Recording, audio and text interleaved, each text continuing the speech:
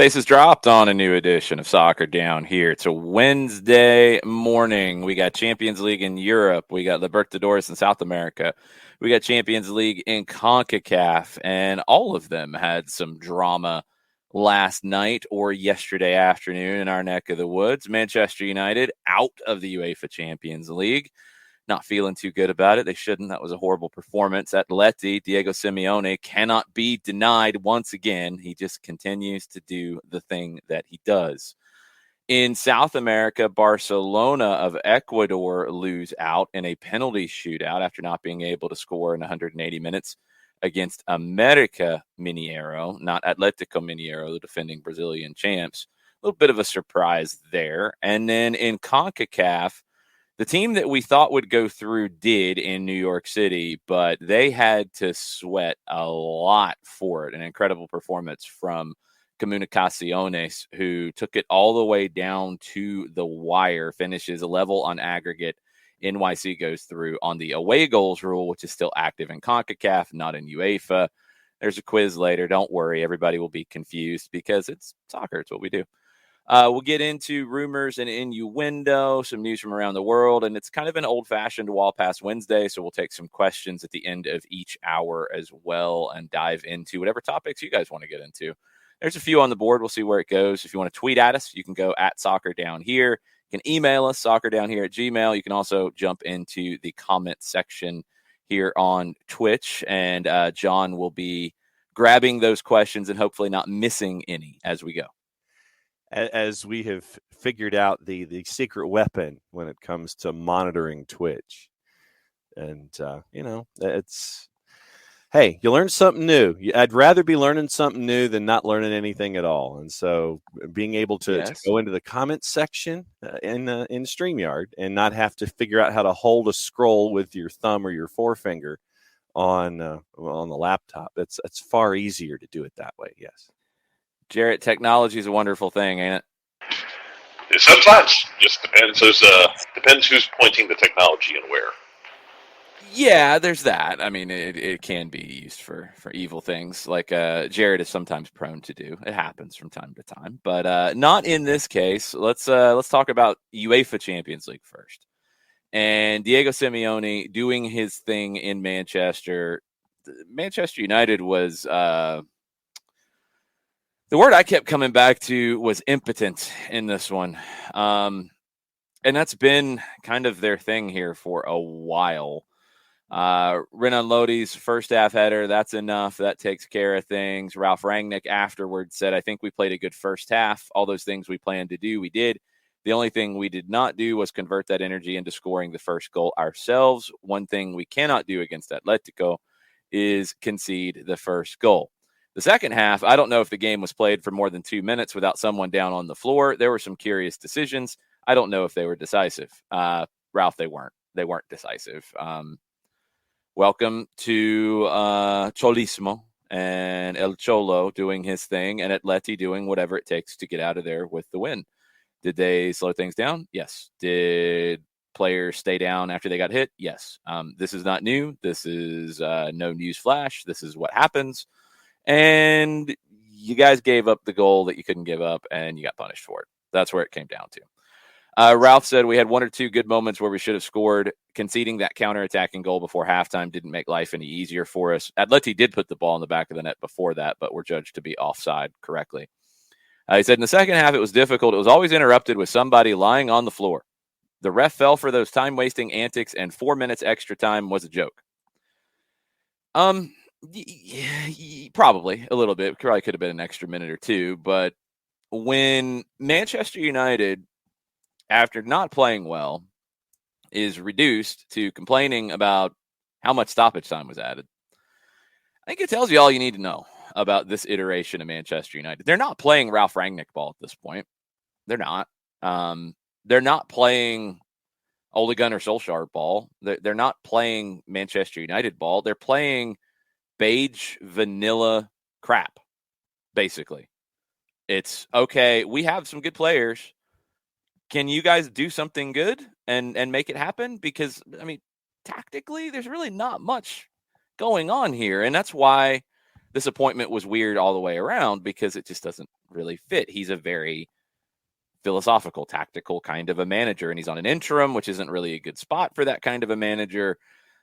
And he's not really getting across what he wants to get across to the players. It sounds like the players aren't receiving it well. So you're in this weird limbo phase that is doing not much. At home against Atleti in this match, he had 60% of the ball. That's nothing new against Atletico. 11 shots to 8, 5 shots on target to 3. Oblak made a couple of big saves. It's not a dominant performance. It's not a performance that you would expect in Champions League from a Manchester United. Atleti, they could care less about numbers and this stuff performance-wise. Did they win? They won. Cool. That's good enough. And that's what they do. Before John and Jarrett chime in, I do want to reiterate something I put on Twitter yesterday. The fans throwing things at Simeone as he was leaving, going into the tunnel, disgraceful, awful. Find them, ban them, don't allow them back. It's potential assault. This stuff has to stop. It happens everywhere. Don't let anybody tell you that, this is a Mexico thing. Nope. This is a South American thing. Nope. It's everywhere. Every single place. Everywhere. Happens here. Saw things thrown in the stands on Sunday in Atlanta. It happens everywhere. Stop it. It's stupid. It's ridiculous. It's 5-year-old behavior. Badly behaved 5-year-old behavior. So stop. And when it happens, condemn it. 100% condemn it. It's nothing to be celebrated. It's nothing to, look, they're frustrated about losing. No, they're being jerks and potentially criminals. Ban them. You see it happen in the stands? Call it out. It's got to stop because it escalates. This stuff escalates. So don't let anybody tell you what happened in different parts of the world when you see this. Like, this wouldn't happen in beloved England, or it wouldn't happen in beloved France or Germany or Spain or anywhere else. No, it happens everywhere. Every single place. Awful. Really ticked me off to see that. Really ridiculous. So that's the day in Manchester. It wasn't a good one all the way around. John, what'd you take away from it? I'll work backwards, and I'll agree with you. When you see Simeone running toward the tunnel to leave, and you see all of this debris and the drinks and everything heading, you sit there and you shake your head and you go, really?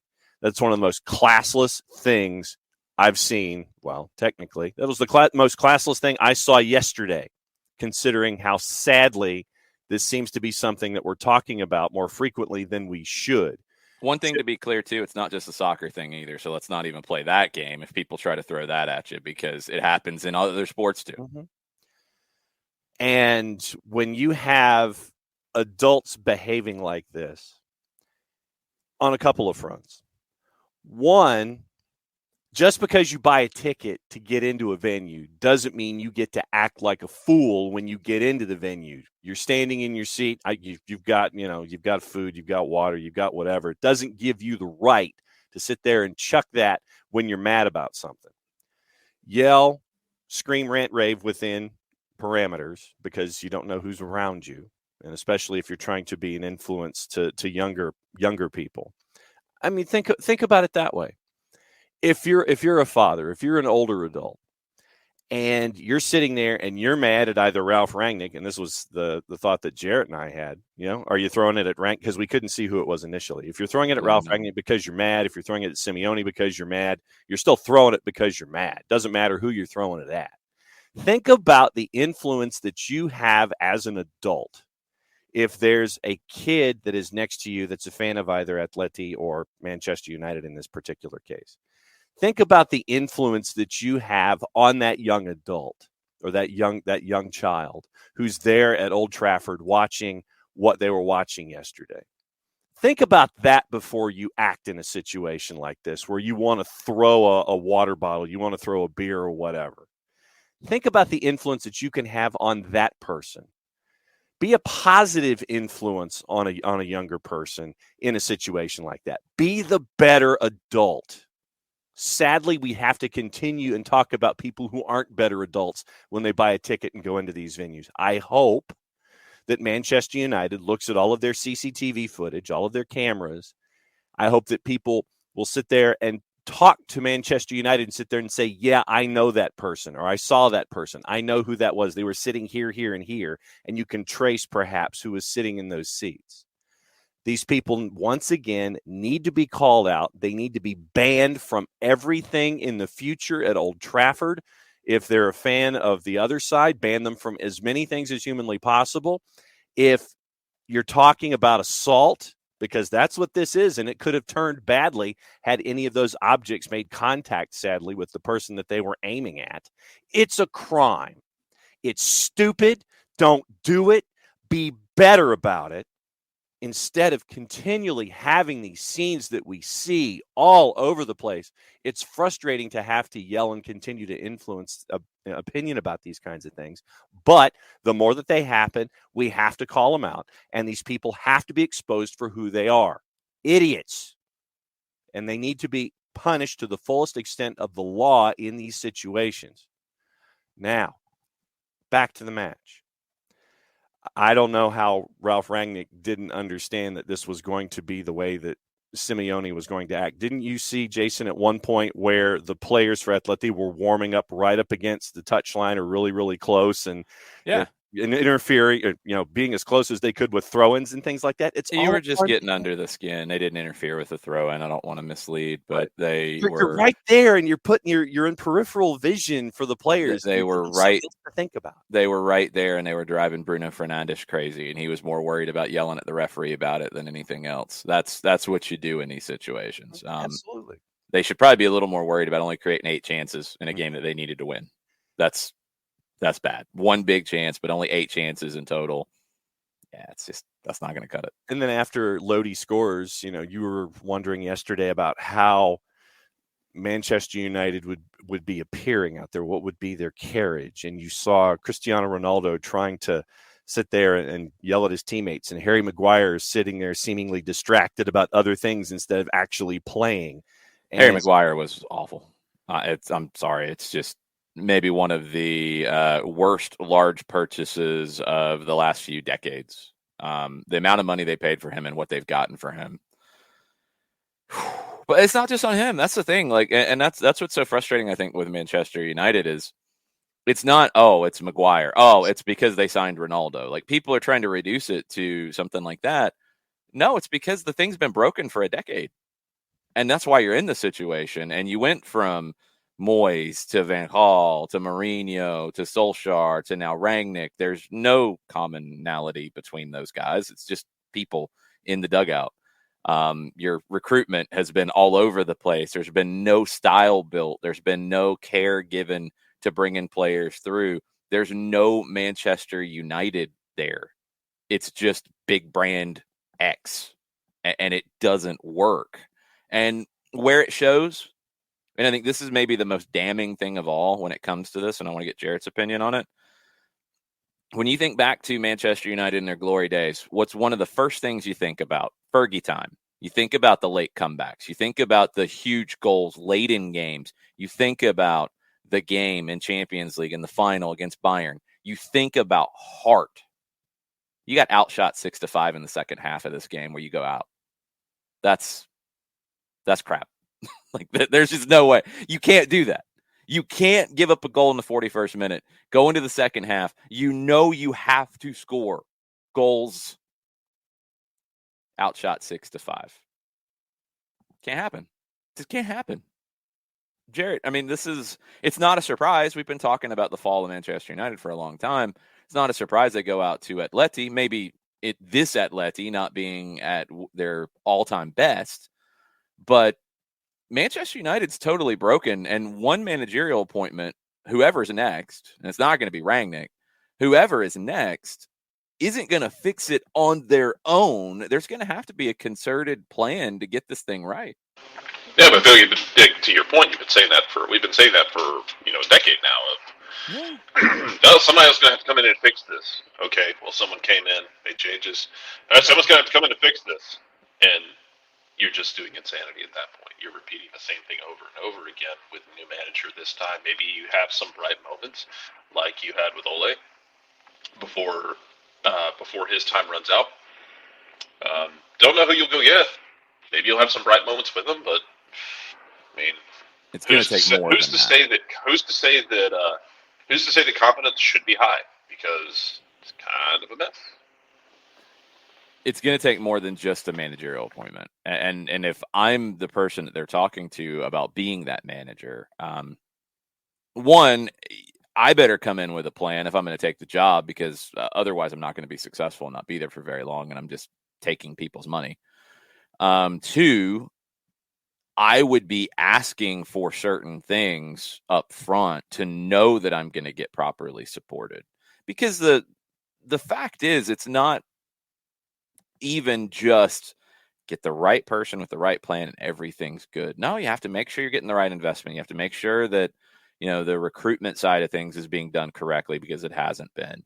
You have to get the investment in the academy process and bringing players through. There's so many different levels to it that are broken right now. And that team, you could have swapped any team's jerseys on them in the second half that lose in that game. You don't know it's Manchester United going out in the way that they did. When you lose your identity, and they have, and so much of their identity was tied up in Sir Alex Ferguson. And look, he's, one of the best to ever do it, one of the biggest winners to ever be in the game. Okay, he wasn't a philosophical, tactical guy. He was, kind of amoeba-like in that it would evolve, it would change. He rebuilt his teams over the years many, many times and won with different groups. That's a credit to him. But at the end, that last team is probably his best managerial performance, because they frankly weren't that great and they won the league. There wasn't a whole lot in the cupboard for David Moyes, and then they didn't give him time. And then you go down a road with Louis van Gaal to do this. And then you go down a completely different side road for Jose Mourinho to do things differently. He won the Europa League. That's the last trophy you've won. Ugh. Then you go to Ole, who does things in a different way. He goes down a different road. Then you go to Rangnick, who doesn't fit anything that you've done in the past, and you only give him an interim. I mean, I've banged on that appointment being a bad one because I don't think he fit. But you're not even doing right by him, because you don't hire a manager who does what he does and give them an interim role to manage, because it's not something his style, which you have to know. You have to know what he's going to bring to the table. That doesn't happen in a few weeks of training with a roster that doesn't fit it. So you didn't even do right by that. So none of it makes sense. Nonsensical decisions, bad business, still a massive brand, still very easy to fix it because you got all that power and all that wealth. You're talking about redeveloping Old Trafford and making it just this insane revenue hub for your club. All that's great. You hadn't won a Premier League in a long time. You hadn't won a Champions League in a longer time. Europa League's the last trophy in the case. Yippity-doo-dah. You have no personality. And sadly, and I think this is the biggest thing that is damning for everybody who's been involved in making this decision, they have no heart. No heart. No heart. None. Nada. You didn't see any fight in that team yesterday. They're going out in the Champions League weekly. It's poor. It's just awful, and it's got to change. We'll see if it does, because you're going to hire a new manager. I don't know what kind of consultancy you promised Rangnick if he's got ideas. Maybe you put him in charge of developing the academy and the structure of that. Maybe he'll accept that. That's a great project. It would have a huge effect, be great for his legacy. Not so much to put his style of play in the academy, but to create the structure to get it back to where it needs to go. That stuff is good. Maybe he will realize that, all right, maybe I need to, if I'm going to be a consultant, I'm going to recommend players, I'm going to do this. Maybe I need to think a little broader than my personal style of play, especially if a Pochettino comes into the mix, which is what is sounding more and more just from buzz as the potential solving of this here, which that's fine. He's a very good manager, very, very good manager. And he's got a style of play, but he's got to get supported if he comes in. He's got to have the backing of everybody involved, and he's got to be able to bring in the guys that he wants to bring in, and they've got to give him the pieces that he needs. And we'll see if they do. One of the other names that was linked to Manchester United quite a bit is Erik ten Hag. Well, maybe that star has dimmed a little bit because Ajax got knocked out yesterday at home to Benfica on a late goal. pretty shocking result here. Benfica was a plus 700 coming into it. Darwin Nunez is a player to keep an eye on for the Uruguayan national team and for Benfica going forward. He's going to get some buzz about going to a bigger club. But Erik ten Hag, who has done an amazing job at Ajax, and people have always said, like, okay, he had the one run in Champions League, but he's playing in a weaker league. He's winning the league a good bit, but can he do it at a higher level? Jarrett, I mean, I think from this kind of a result, this doesn't help his case very much. We've seen this a lot, though. Like, not even just with him. We've seen this in the past with, for every manager who becomes that hot next thing, you'll get one that the star starts burning brightly. They get that crazy run, and then nothing really happens after that, Yeah. Could be the roster. It could be the roster. It could be him. He could be fine. Like, right. It could be he's actually a good manager. It was an okay roster, and he got more out of it than expected. I don't know. I don't follow Eredivisie that well to know for sure on that, so I won't make a definitive statement with it. But it could be that simple, and it could be, he's just another in a long line of guys he's a good manager. He's not necessarily, the next club, if that's what you're expecting. Yeah. But, we run into this in sports all the time. You don't have to be the next Hall of Fame coach, player, whatever, to have a really good impact in the game and to have a good, successful career. Like, the standard we've set is sometimes a little too high, and he can still be fine. Well, there's different clubs for different people, and I mean we've talked about this with Bielsa, with Rangnick. Rangnick, I don't know if he fits at a club like Manchester United with that size, because he's pretty rigid in what he wants to do. Although it hasn't really happened that way for Manchester United, little bits and pieces, little elements, but it hasn't been a full transition to playing his way. Because that's very hard to do when you get to these bigger clubs. It's very hard to be so rigid in the way you want to play if you're at a huge, huge club. I mean, even Bielsa, much earlier in his career, struggled when he went to Club America in Mexico because the expectation's different. You're at Atlas and you're developing players and you have this kind of unique style of play. Everybody's going to love you because you're bringing something to the table that nobody has brought to that club. You go to Club America, they don't care about any of that. They want to win. They want trophies. You bring trophies? Cool, we love you. You're not? Get out. Like, fast. Run. There's some managers who are great and impact the game in huge ways and are very idealistic in the way that they approach what they do. And then there are some managers, we talked about Sir Alex, and there's plenty of others along the way, who are far more flexible and realistic in terms of, I'm at a club, the expectation's to win. The way I get there isn't necessarily as important here. I'm going to put my best players in positions to get me wins. Then there's kind of the guys in between. Sorry, Jared, just the last one. There's guys in between like Klopp and like Guardiola and Tuchel, who are great tacticians, but also have realized enough, I think, throughout their careers that, hey, I've got to bend at times to fit what I have to work with and what the situation calls for.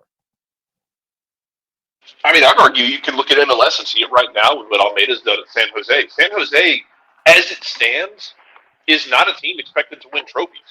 No. And you have this cult of people in MLS who love what San Jose does because Almeida's doing this at a smaller club, and it's chaotic at times, and it's wild, and it's fun to watch as a neutral.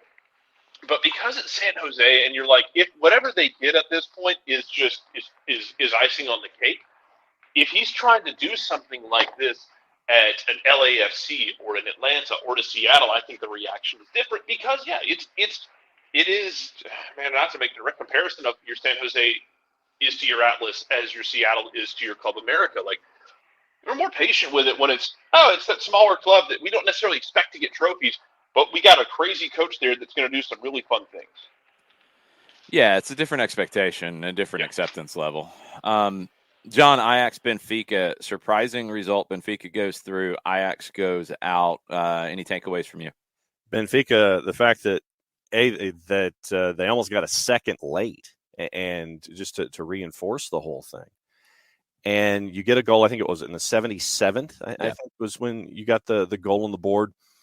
And if you're not prepared in these situations, these teams are going to come up and bite you, and you get a plus 700 coming in. You look at Benfica, and frankly, I tip my hat for them. They took advantage of the opportunity that was there, and like I said, they almost got a second before the match was over. Yeah, Ajax throwing everybody forward. Of course, they could possibly get a second. Yeah, and so match gets stretched at that point. But I admit that I was locked into Atleti and Manchester United until that one was put to bed and people are throwing things. But I give, once again, you look at teams like a Benfica, and a lot of us don't give them a lot of credit going into these situations, but then they come up with a result like this, and it forces you to kind of rethink what you might have been looking at when it came to this particular round, and we'll see what happens with the draw next time through. But, you can't take any team for granted. I think that's the lesson here.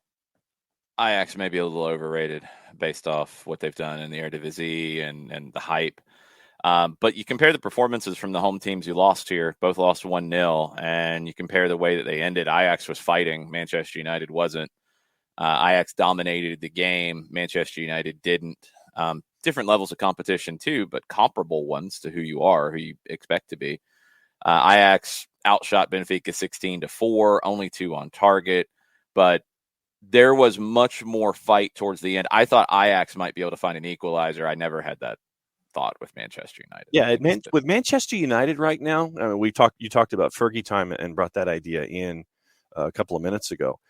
Right now, as you're looking at Manchester United, I have zero fear of them late in matches because of what we're seeing currently. It's like I don't have that, that specter that's always hanging over you of Fergie time.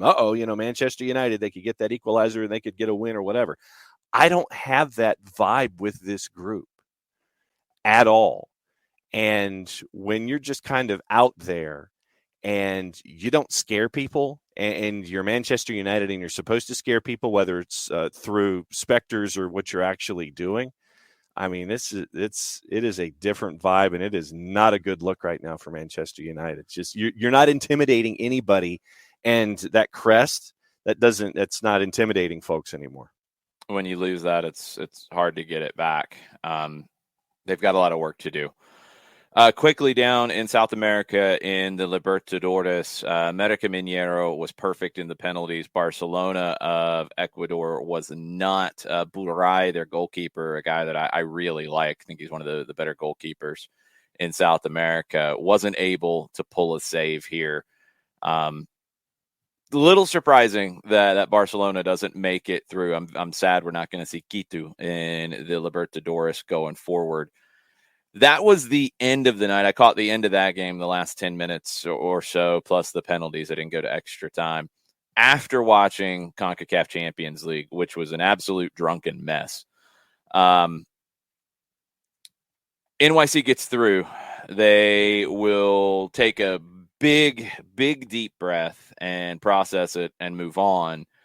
But there's some things here that they have to look at. They went up 1-0 on an amazing free kick goal from Tati Castellanos. I thought, and we were talking in the watch-along section of the Discord last night, I thought, along with Burned, that it was a poorly set wall. But then they showed that angle from behind the kick. And the wall was pretty good. It was definitely covering that post, and Castellanos bends it around into the post. Just amazing stuff. So that gets you 1-0. You give up a goal at the end of the first half. It's 1-1. You're back to where you started, except now the away goal that Comunicaciones had is canceled out. All right. Then you get the goal from Thales Magno, and you are up 2-1 on the day. Everything feels fine. 4 subs because they're looking ahead to Philadelphia on the weekend. And then everything changed. 10 minutes after the subs, Samuel got a goal in the 69th. Then Garcia got a goal in the 72nd. Then Contreras with an amazing goal in the 88th. And then it was a real fight. It's 5-5 on aggregate. That's how it finished. NYC, because of the 2 goals away, they go through. CONCACAF has away goals. And they get out of there somehow. Full credit to Comunicaciones because, there's both sides of this. I saw some of the commentary around this, and look, I get it. The, hyperbole of NYC's terrible, terrible, terrible, terrible, terrible. Got to give Comunicaciones credit. You have to in this case. This didn't feel like, we'll go back to Manchester United Atleti because that's where we started. Atleti outplayed Manchester United. Manchester United was awful. Okay. This game, NYC wasn't awful. They made some mistakes. But Comunicaciones were very, very good. And they deserve the credit for that. They absolutely get that. They were better than Atleti was going to Manchester, in my opinion. They were very, very good in this game. They deserved everything they got out of it. There's even questions about a potential moment that VAR could have looked at a little bit closer, or maybe they would have gotten a little bit more out of it. Although that was earlier, I think the game would have played out very differently if that had been a goal. So it's not as simple as, they had a goal canceled out, so they should have won. No, the game state and all that would have changed. Maybe you don't make 4 subs in the 59th minute in that case. Ronnie Dyla said, we had the game in our hands. We looked very tired in the end of the game. Every time they put them on the box, they were dangerous. Maxime Chenot said, obviously, it's hard to celebrate if you were there in the changing room. Very quiet because we are all professional. And even if we get qualification, losing the game, we never get happy about that. It's going to give us a little bit like good lessons, maybe a bit more humility for the next leg. I think it's a good lesson for tonight. I don't say I'm happy to lose a game. Don't get me wrong. But if I take advantage, it's going to give us a little bit of a boost and try to work harder for the next few weeks to be ready for the semifinals. Jarrett, your thoughts on your boy Tati Castellanos and NYC surviving? All are welcome at the church. Tati Castellanos is associate bishop of the church. I can say that all are welcome.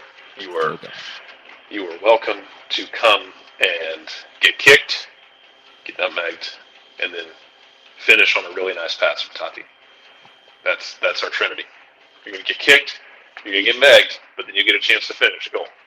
That's how we do things. Ultimately, then Tati just he keeps adding zeros on the end of that value, and New York City's got to enjoy it. The question is, what are they going to do in the summer? Because he's as good as gone at this point. So is Abear going to be able to be that guy? Where do they go find the next guy? Because New York City could still be really good. I get it. You're trying to save legs because if you, I don't know how much you saw last weekend, Jason, but New York City, the legs looked heavy. I don't blame Ronnie Dyla for trying to. You got to balance the legs because last weekend their legs were gone. Montreal's were too. Everybody was just gassed. And you got to balance them to, because, you want to, we've talked about this many times before. You'll punt early season MLS for Champions League, especially in this situation where, hey, now especially when you were in New York City, you absolutely should have punted for it because you got a favorable draw the first time, got through it. Then you got Comunicaciones, which trickier than expected, probably. A lot trickier. But it's not a Liga MX team. So you're automatically thinking, great, we've got our path. If we take care of business, we've got the easiest path to the semifinals, so we are absolutely going to punt and make sure we get that done. Now, New York City's still been able to be productive in the league. Don't get me wrong, but especially in that situation of, okay, we think we got it here. Let's go ahead and make sure we don't have to – let's go ahead and save some legs for this weekend. Oh, God, everything's on fire. Comunicaciones, the fighting with the hearts of 10,000 Lions, basically. 22 very shots. Impressive. Yeah, 22 shots for Comunicaciones, 10 on target. 6 saves for Sean Johnson, only 5 shots for NYC, 37 fouls in the game. Very, very combative match. Really fun match to watch. You're not getting Tati to stay. I know you're not. I know you're not. Stop with your church streaming and stuff. Dude, the church can have different branches, Jared. It can be in other cities. You can have. John, that's who Crusade started. It is. Tati is a young, exciting, fun player who's chaotic and does everything I want in my striker. And I'm very happy to watch him. And I hope he goes and makes a lot of money. And New York City makes a lot of money off of him and reinvest it because New York City should absolutely go for it and go get someone after he's gone because y'all are in the middle of a window. I mean, Eber could be that guy. He was before Tati got there, or as Tati arrived. It was Eber's team. And can he turn into that guy again? We'll just have to wait and see. NYC, I think what you were saying, Jarrett, what jumps out to me is Ronnie Dyla might have overplayed his hand a little bit on the weekend. And I was a little surprised it was as first choice as it was against Montreal at Yankee Stadium. They got the 4-1 win, very comfortable, but they were hurting late here, and they showed a little bit of the drop-off with the subs that they made. Eber for Castellanos, okay. You're not really looking to score a whole bunch more at this point. That's fine.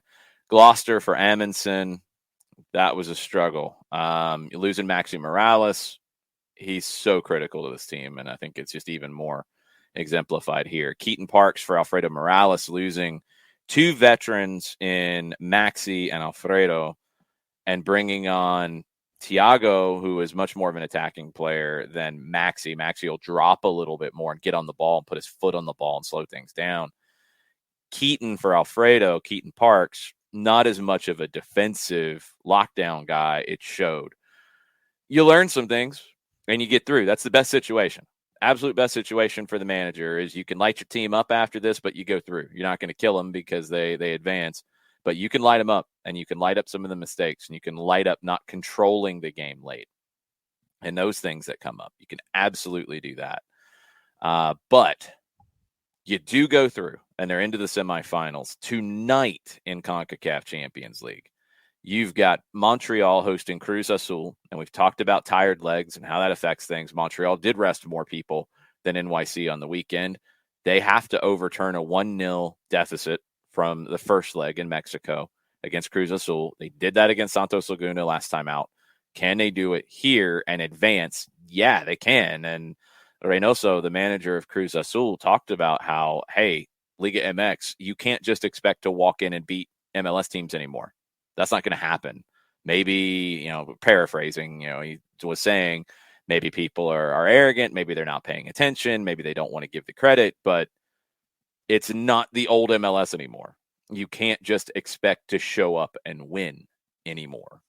So Cruz Azul's got a tough one tonight at Montreal. Montreal is going to expend a lot of energy to try to overturn that. Atlanta will be watching giddy and enjoying all that energy being expended at the Big O. And then at 9 o'clock, Pumas has to try to overturn a 3-0 deficit to New England. A little bit wider than NYC had to deal with, but I'm sure Bruce Arena will be hammering home to his players. Look at what NYC just had to do. Look at what they had to deal with. Look at that. Don't let that happen on our watch. And that lesson could help the Revs a little bit tonight. What are you looking for in these two, John? I think that Montreal turns it around. I mean, we've seen it before, and my gut tells me that Montreal turns it around. But as most Atlanta fans are looking at, I think it's going to take a while. I think it's going to be longer than 90 minutes. And in the other one, I think that the Revs get it done as well. I think that the Revs hang on. I know that Pumas is a favorite in this match, but I think that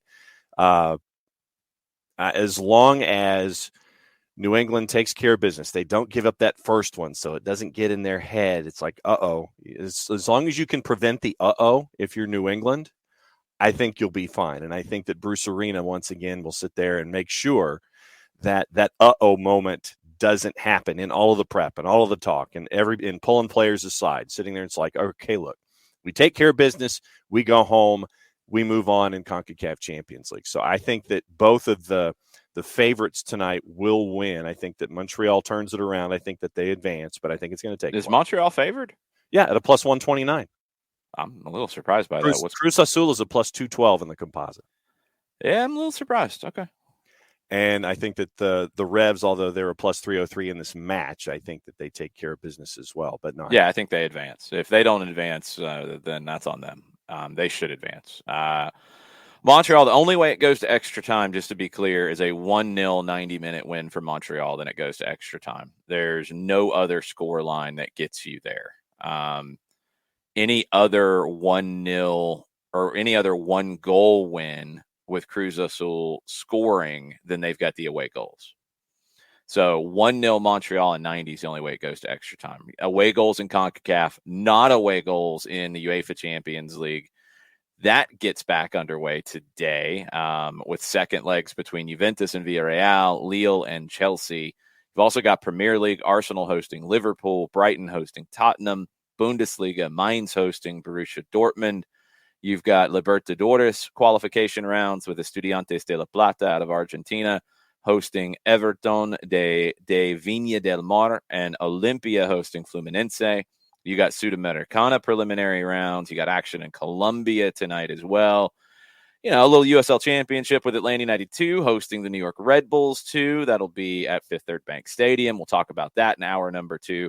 But we will take questions for the last 10 minutes or so while Jarrett is still hanging out with us. I'm assuming you got to go at 10, right? That's true.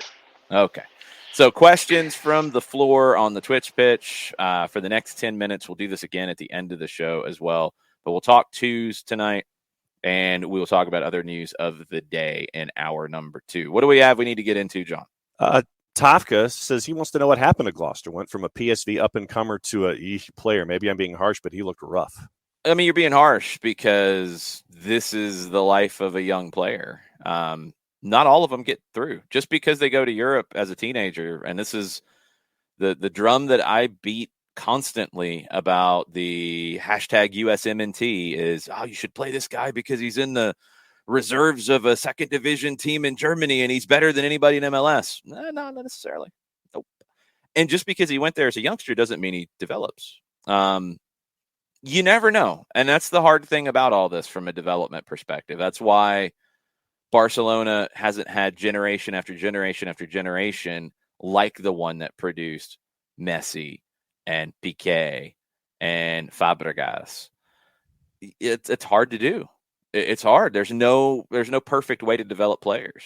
So Ajax misses on guys. They think guys aren't good enough and they leave, or they keep guys and they think they're going to be the next big star and they don't turn into it. Every club has it. Gloucester, no, he didn't look great. He hasn't been able to earn the job since signing with NYC. They trusted Tor Aronson more last year and now Amundsen, who are both solid left backs. I think the expectation was that Gloucester would come in and eventually win the job. He hasn't. He's just not at that level. And can he get there? I mean, I don't know. He's getting older. The older you get, the less likely it is that there is a massive jump in level. Sometimes going to a different place and having a different manager, a different style of play, that can change it positively or negatively. But Gloucester hasn't turned into what people thought he would.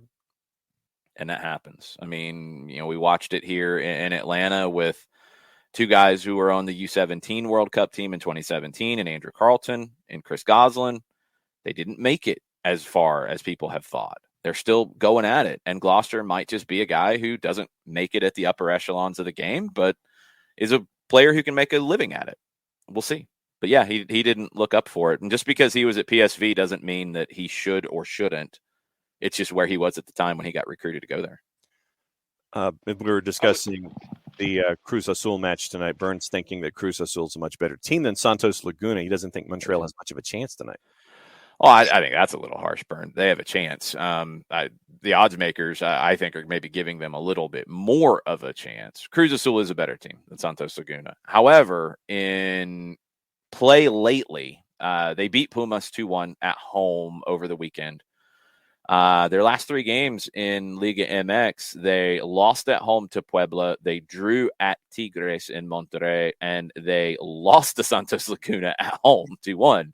So I don't think it's quite that simple. Cruz Azul has a lot of stuff going on behind the scenes as well, with sporting directors leaving. Guy came in and there was friction between him and the manager to the point that there were rumors the manager would walk. That stuff can be a distraction. So keep that in mind with this match. But Cruz Azul, again, they lost at home to Santos Laguna, and Montreal knocked Santos Laguna out. So it is what it is. They are fifth in the table right now in Liga MX. They've won 5. They have lost 3. They have drawn 2. But 2 of those losses have happened in their last 5 games. They are 2-2-1. In their last 5. So they're not in the greatest place in run of form, but Montreal's not in league play either. So we'll just have to see. A 1-0 deficit, they can overturn. That's not an easy place for a Liga MX team to go in and play. There's been a lot of Liga MX teams, Jarrett, who went to the Big O and left sad. There have been, and also it's I understand that Cruz Azul is having a really good season. Yeah. You're talking about a team, comparatively speaking. You're talking about a team that is going to the Big O, which is where Mexican dreams have gone to die before, and it's a team that has its own verb. Like, congratulate! Like, I know we killed off Clemsoning in the late 2010s because of the run that Dabo put Clemson on, but Cruz Azul is fully capable of their own Clemsoning. They have their own term, and that's going to hang over them. If Montreal gets a goal early in this game, it's going to hang over them, and it's going to be hilarious to watch. I will have it on my phone as we're sitting there in the rain watching Atlanta United too. Yep, it's not going to be pleasant tonight in Kennesaw, but you do know that Cruz Azul did win a recent league title, right? Details. You don't get to get rid of the Cruz Azuleada? No. Thank you, John. You don't get to get rid of that because you won a league title. Doesn't that help? No? It helps. It helps, but it helps, but it can still hang over your head. So what you're trying to say is that there's still an Atlanta sports curse hanging over the head of the city because they won a title, but it didn't go away? Because that's the same logic you're filing here, Jarrett, and I don't like it. Soccer's a different animal than than baseball. If we want to go down that road, Atlanta United, as we know, is exempt from the curse, the Atlanta sports curse that brought the Olympics here. Thank you again, Billy Payne.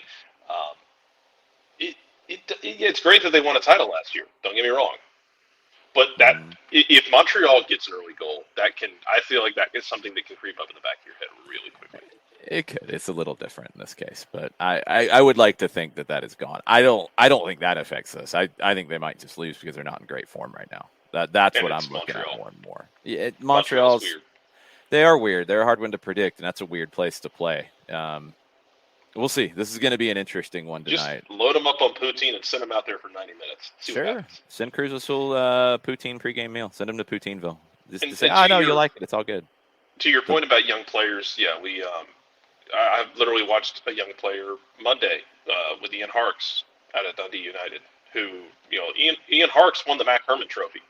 Like, there were I think, big expectations for him. Yeah. He has still carved out a really good career for himself. Like, expectations, a player can miss on an individual person's expectations for them and still have a very good and productive career. Like, not everything it doesn't have to always involve, a 9-figure transfer to Europe. And we just take what you can get with development of players, because guys are just going to find the area they need to be in and find the niche they need to be in to be successful. Yeah, and I mean, not even the transfer to Europe. It's just some guys go to Europe early and they don't make it. Some guys go to Europe late and they make it. Also, the other opposite of those happens. There's no blueprint for a player's development. You can think a guy is going to be best player ever from your town at 16 years old, and they might not be a pro at 20. You can think this guy's a bum. He's not even playing much in the academies at 16, 17, and he's starring for your first division team at 2021. So there's no blueprint. Everything changes. Everybody develops different physically, mentally, all the situations, all the environments, all the luck that it takes to get noticed. There's talented players that you'll see, like Nick talked about, the kids in Italy, and they were great and they did this and they were smart about this, and you put them into a professional club environment, they might not fit. They might not fit emotionally. They might not fit physically. They might get frustrated. They might not be given the proper opportunity by a coach. There's so many different things that can affect player development. It's an impossible science. So we'll see. Just to clarify, and I will double check this one more time, or John, you might have it. I think I had the time wrong because I was looking at the central times. I was looking at Mexico City on the kickoff time. Montreal Cruz Azul is supposed to be 8 o'clock from what I have, 10:15 for Pumas and New England. That is what the Juice Boxers have as well. Then we're good. Then we're good. 10:15. That's it. That's what we got. All right. What else we got on the Twitch pitch for questions for the next 3-4 minutes? A couple of folks have some stuff on the twos, and I know that you wanted to hang that. Save that for the second hour. What I'm doing. Well, then save it. Let's go. I just wanted to let you know that it was in the queue. Ryan Walker was apparently at the match last night.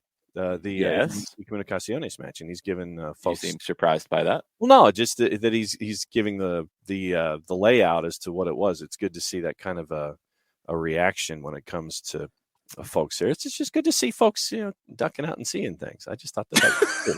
It's good to see folks ducking out and seeing things. Yeah. Okay. SDH Nation runs deep. Thanks, Ryan. Yes, it does.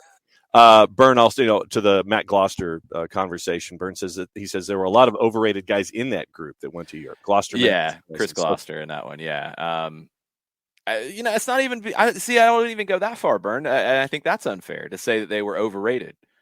They were the best players in the nation at that time, according to the coaching staff that picked them. Could they have picked some different players? Sure. I don't think they were overrated. I think they were rated and they didn't develop, and that's different. That's really different, because when you're picking a U17, U20 national team to play in a World Cup, you're not picking them based off potential. You're picking them based off what they're doing right now, as Jarrett continually appears and disappears. It's about what they can do right now, and Gloucester might have been one of the best players at that time, and he didn't progress. It's why I'm trying to be so clear in this, as Jarrett is back, that it's not an exact science. And somebody can be great at 20 and not a first-team player at 23. And it's not because anybody did anything wrong necessarily. Sometimes it is. It's just the way that things go. So I wouldn't even say Gloucester was overrated going to PSV. I don't think that's fair. He just hasn't progressed from where he was to where we thought he would go on whatever pathway that we had in mind for him. That's nature of the game. What else we got? In Champions League discussion, Byrne, who's been very busy today, he says that every year the day Atleti loses in Champions League is one of the happiest soccer days of the year. How happy do you think Bayern was yesterday? They got Salzburg after the redraw because they were drawn against Atleti initially before the mess up.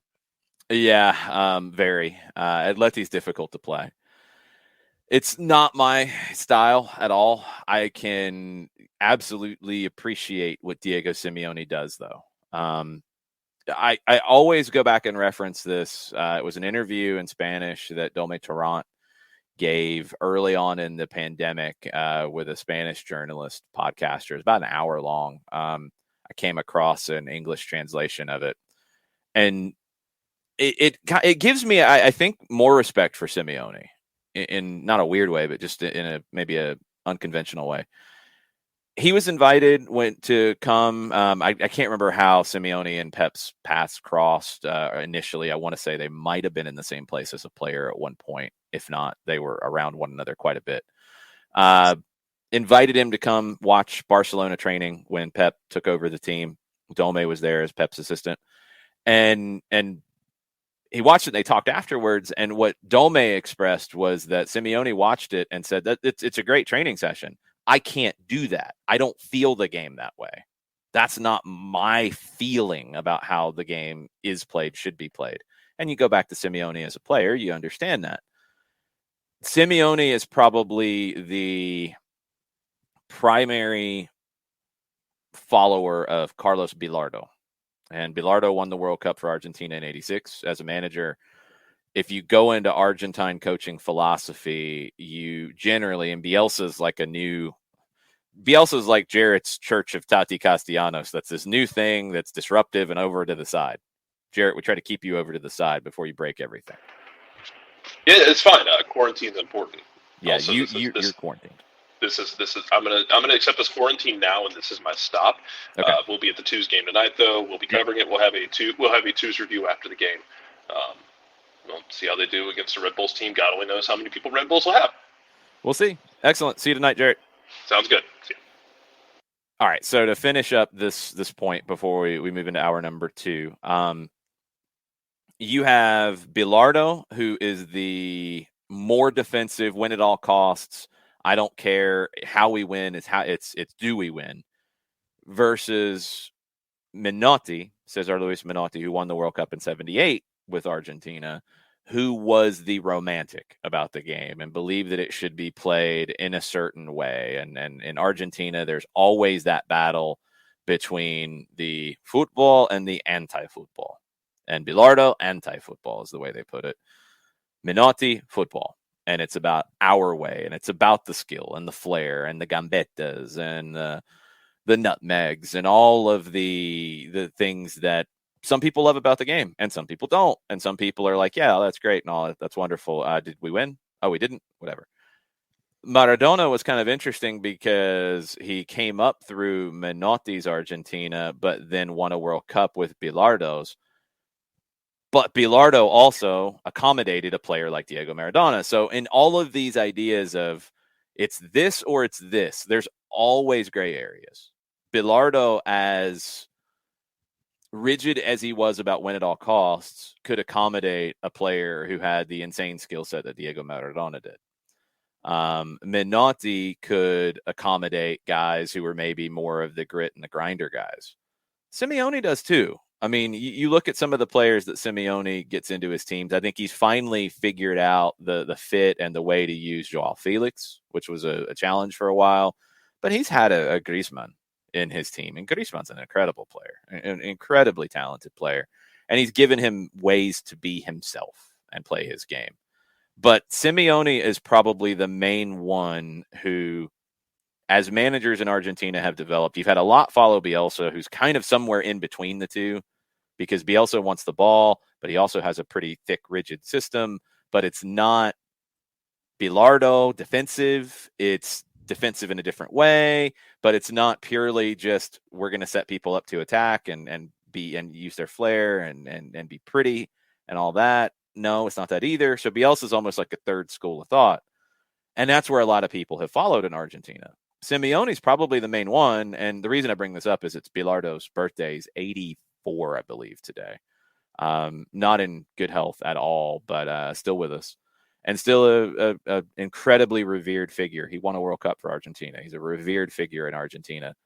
Simeone winning yesterday is kind of fitting because of all that, because he is that branch. And there might not be another one after Simeone. At least for a while. There's really not an Argentine manager that I can think of that is following that road of being nasty to play against, being defensive first, incorporating all the dark arts. And you want to hear about the dark arts, go back to Bilardo at Estudiantes as a player in the late 60s. The pincharatas, like literally pinchers. And a lot of it was because there were accusations from the European teams that played them in Intercontinental Cups that they would like jab with something in their shorts. Like they had a little thing in their short pockets, because you had short pockets back then.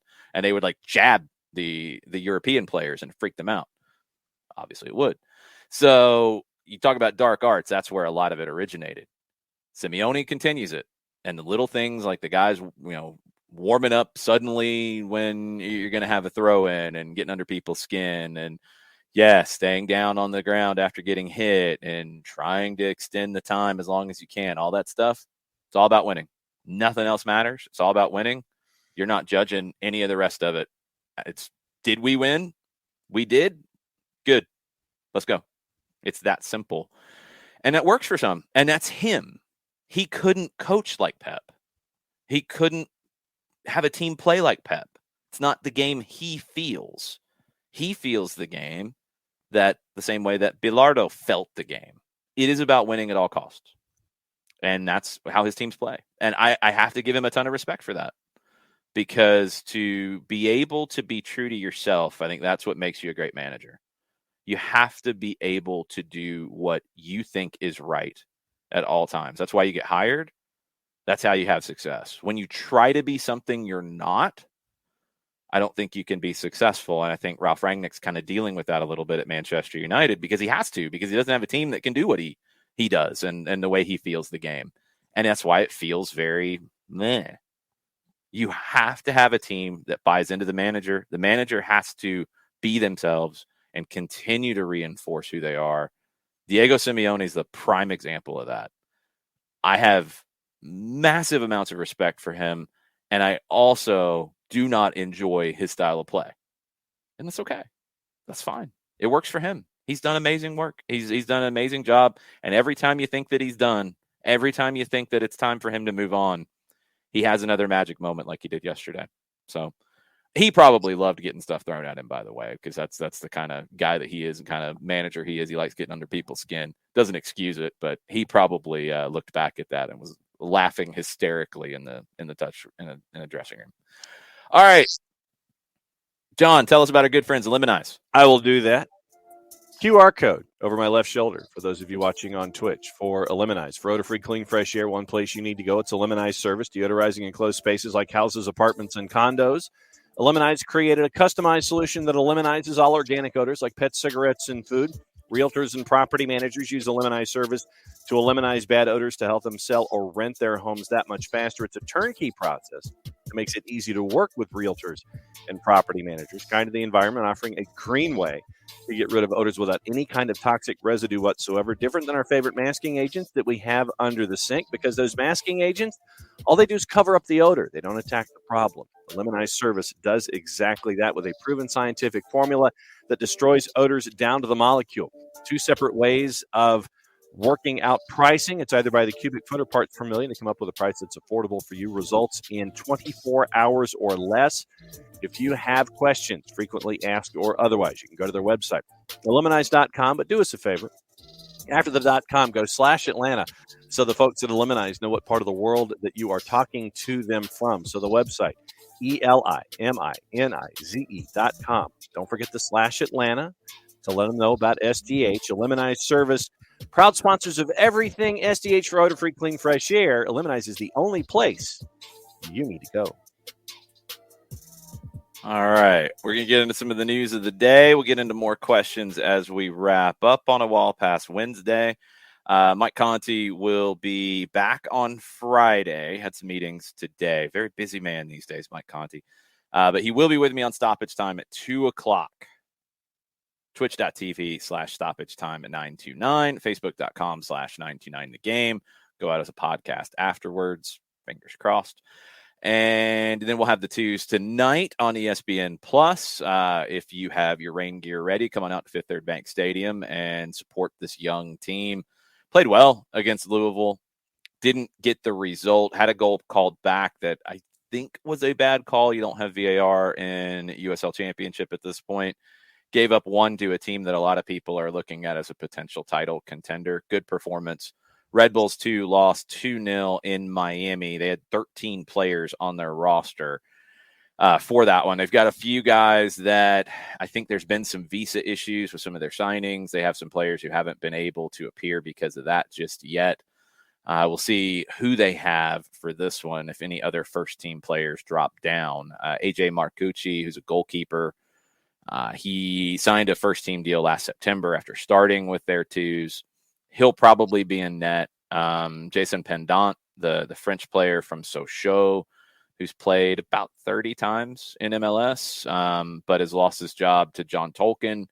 He played in Miami. He'll probably be part of the group. There could be one or two more, but that game is tonight. Two very young teams. And as Jack Collison said, they want to be the best of the twos teams. They want that to be no question. They want to be in the playoffs. They want to compete in USL Championship, but they want to be the best of the twos teams. No way around it. And we'll see if they can start that process tonight. One more thing, as I was touching on Estudiantes and everything, and they play tonight. They are not the same team that they used to be with the anti-football. But go back and read about their Intercontinental Cups. They won the Libertadores in 68, 69, and 70. So they played in the Intercontinental Cup in those years. The Intercontinental Cup, the forerunner to the Club World Cup, it was between the Libertadores winner and the Champions Cup winner at that time in Europe. And it was a home and away, typically. 68, they played against Manchester United. Still remembered for the violent behavior of Estudiantes players. They won the 68 Intercontinental Cup against Manchester United. They lost to Milan in 69. They lost to Feyenoord in 70. The last part of that era, when they played in Milan in an intercontinental match in Argentina, the entire team was arrested after the game on orders from the Argentine president. Goalkeeper was initially suspended for life. That was rescinded. just to give you an idea of how seriously they took the anti-football, and I don't know if Simeone does this, but if he does, more credit to him. Their manager at the time, Zubaldia, he hired former referees to come in and lecture the team on the rules, so his players would know how to exploit the loopholes in the rules. Yep, very good. They also, and again, to give them credit, they weren't just completely dark arts and violent and all that. They were really the first team worldwide to get attention for drilling on free kicks, on corners, on the offside trap, on different defensive tactics like double teaming players, things like that just wasn't happening at this time. So they brought things that have helped the game grow, even with players getting arrested by the national president for being completely out of hand. Anyway, there's your homework for the day. Go read about the Estudiantes teams in the late 60s, and you'll be like, oof, okay, I get it for Simeone now. All right, news of the day. Other things on the board that we have not touched on as of yet. Let's jump into these. So some rumors, some innuendo. Fabrizio Romano reporting that Mo Salah, not really desperate to leave Liverpool this summer if they don't come to a new deal. He might follow what a lot of players are starting to follow. Walk on a free next year when his contract ends. Franck Kessie going to Barcelona, which we told you that the Spanish press was reporting. Everybody else caught up to it the next day. Kessie's agent is going to get $10 million in that deal. Agent fees are going to replace transfer fees for a lot of top players in these contracts. I think you're going to see players more reluctant to sign long-term deals so they can walk on frees earlier. It's also why FIFA is trying to cap the agent commission because of this setup, because that's going to take away a big revenue source of clubs, is producing players and selling them on. If they just play their contracts out and walk, you're not getting that revenue. Now, you're also not having to spend on transfer fees. So is it a wash? Yeah, it very well could be. But for some clubs who have thrived on bringing in transfer fees and not spending big transfer fees, it's going to change their dynamic in a massive way. But Mo Salah, following the lead of a lot of players, going to play the contract out, it sounds like, according to Fabrizio Romano. Jurgen Klopp's talked about Mo Salah's contract, and he said that, everything is fine, everything's good, they know where everybody stands. He's saying all the things that you would expect the manager to say. It's been odd that it's kind of lingered on and continued this long, but I really think that Salah now is just going to play the thing out and be able to walk at the end when he wants to. So we'll see. Harry Kane's name keeps coming up again about potentially leaving Tottenham. And according to Give Me Sport, if Maurizio Pochettino goes to Manchester United, then he is far more likely to go to Manchester United. I get that. That makes sense. We will see where that goes. Conte is linked to potentially going to PSG. We've mentioned that. So Tottenham could be back in the managerial carousel fun time at the end of the season. That'd be wonderful for them. A couple other quick ones. La Gazzetta dello Sport say that Inter are furious with Arturo Vidal after he gave his interview saying he hopes to play for Flamengo soon. He's out of contract at the end of the year. He didn't attend yesterday's training session. He had a fever. They tested him, came back negative for COVID. But Inter are very upset because Inter are fighting for a title in Serie A, and he's talking about wanting to leave. He also complained about his lack of playing time. He said that he's changed his hairstyle, so maybe the coach will see me a bit more as I haven't played many games. That's a good line. I like that from Arturo Vidal. But the club not happy with him at all. Aston Villa fans, be on the lookout. There's interest, according to reports from your club, in River Plate midfielder Enzo Fernandez. And we've talked about him on the show before. He was at Defensa y Justicia on loan, that River to Defensa link that has worked very well for both clubs. He did so well there. He helped win the Copa Sudamericana there. They recalled him early back to River. He's an essential part of that team right now. One of the top young holding midfielders in Argentina.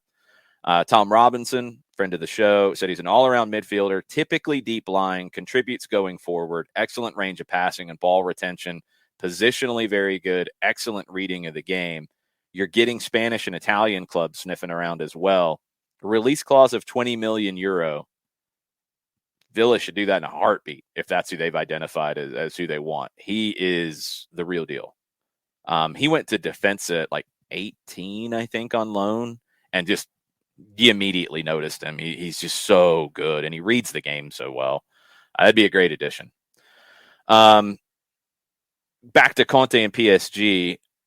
Reports in Calcio Mercato are that what PSG want to do, and we talked about this with Manchester United, is they want to give a soul to the team. They want to give an identity to the team, something that sticks. Why Manchester City hired Pep Guardiola, for example, why they identified him like 5 years before they hired him, or probably 3 or 4. They hired all his friends and they said, we're going to bring Pep in here at some point because they wanted an identifiable way of playing that will continue. PSG didn't have that.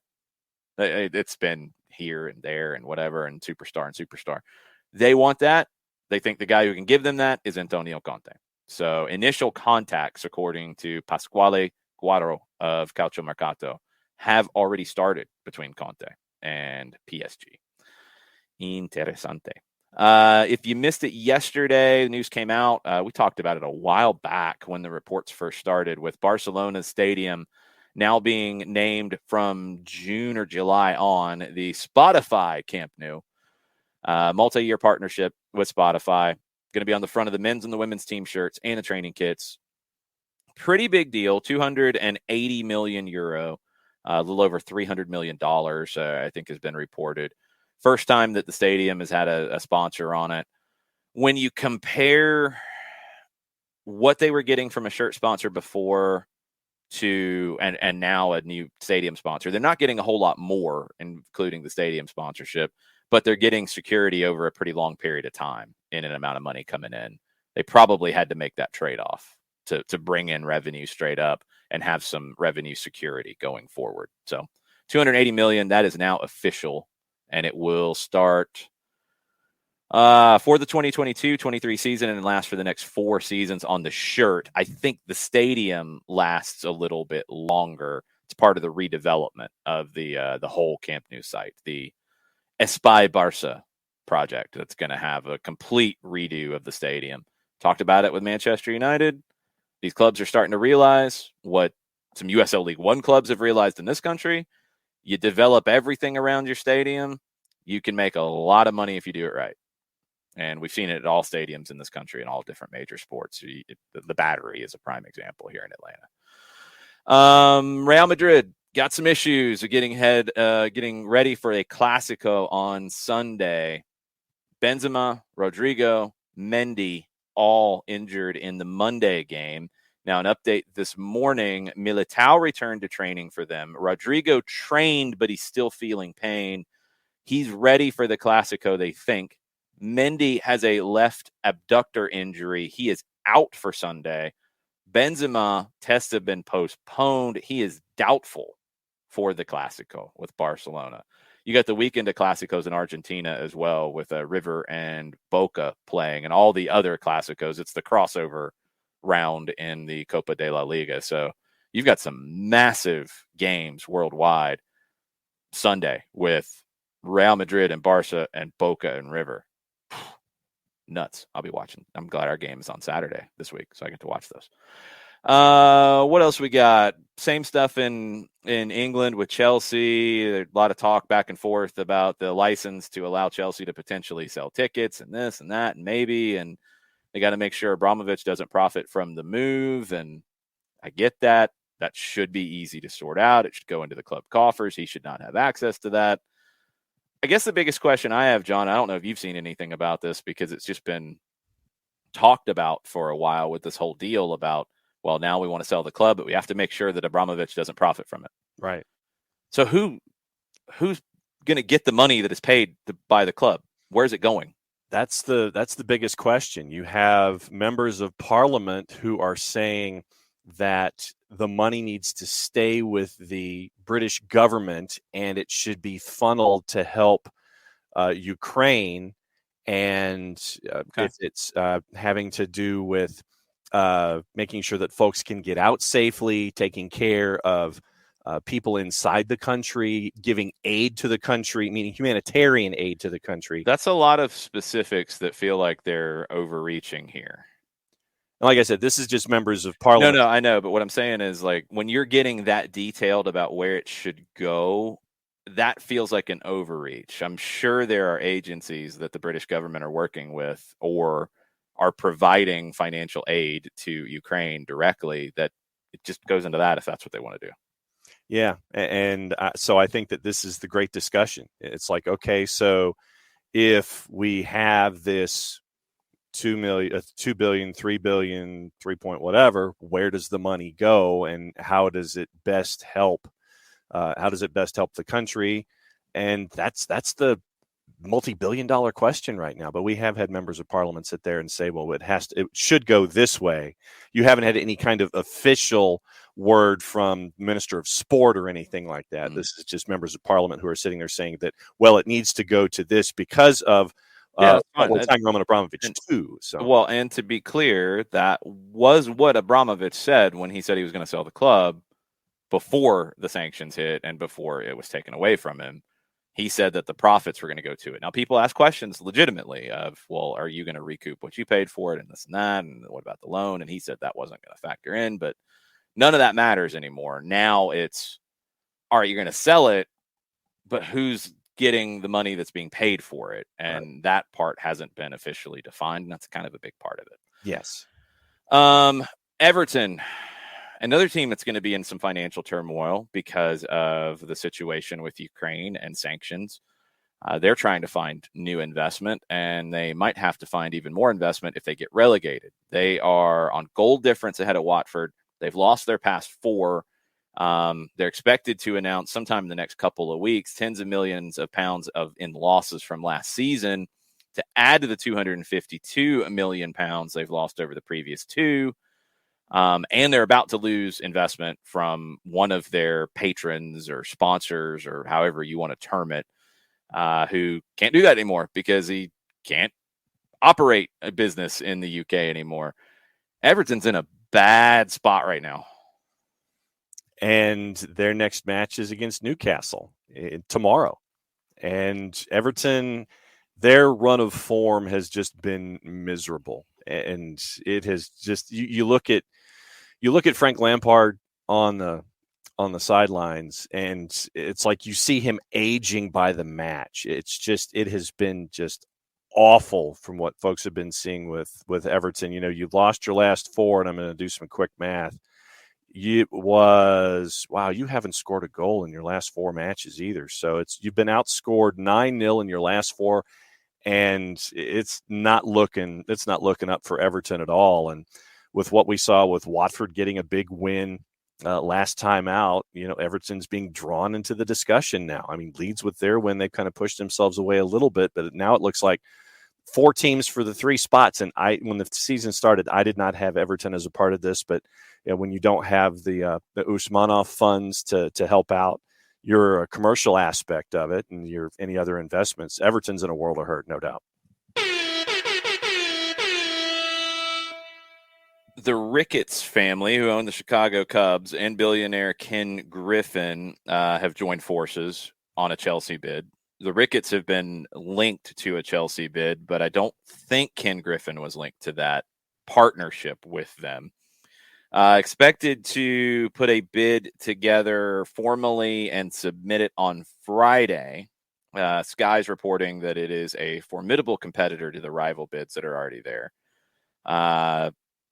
They have made a statement. The Ricketts family says the Ricketts family, owners of the Chicago Cubs, can confirm they will be leading an investment group that will make a formal bid for Chelsea Football Club this Friday. As longtime operators of an iconic professional sports team, the Ricketts family and their partners understand the importance of investing for success on the pitch while respecting the traditions of the club, the fans, and the community. We look forward to sharing further details of our plans in due course. So add that one to the mix. Nick Candy has been one that's been talked about a lot. Martin Broughton, former chairman of Liverpool, said to be preparing a bid. Woody Johnson, that name has come up. Farida of the Houston Rockets has come up quite a bit. So this might be, outside of Candy, the first statement given about a planned formal bid. So this thing's going to pick up fast, but yeah, there's a lot of things to figure out with it as well. Call for questions. We're going to finish the show with questions from you guys. Go ahead and start thinking and putting them into the Twitch pitch We will get into those in just a minute. A couple bits of news from South America. In Brazil, so La Liga is part of a consortium that has presented a proposal to the top clubs in Brazil with the aim of creating a new league body. The league, the Serie A, the Brasileiro, is run by the National Federation in Brazil. They've talked about privatizing it and kind of following what the Premier League did, breaking away from the Football League, that kind of stuff. XP, which is a financial services firm, they are going to bring an investor to the league operated by La Liga. And there's consultants involved as well to run this thing. Lot of comments back and forth. Javier Tebas, the president of La Liga, said the proposal was designed to share the best practices of the Spanish league, including lessons for financial stability, business development. Brazil's top clubs have said already before this proposal that they are working to create an independent league body. They want more control over the domestic club game. The club game is crazy in Brazil with state leagues that clubs have to play in, and they have to play a certain number of top players in games. I don't know how all that's defined, but you get players who are playing 60 games a year easily in Brazil, which is very, very high. Your clubs who go all the way to the Champions League final and go deep domestic cup runs in Europe are around that number.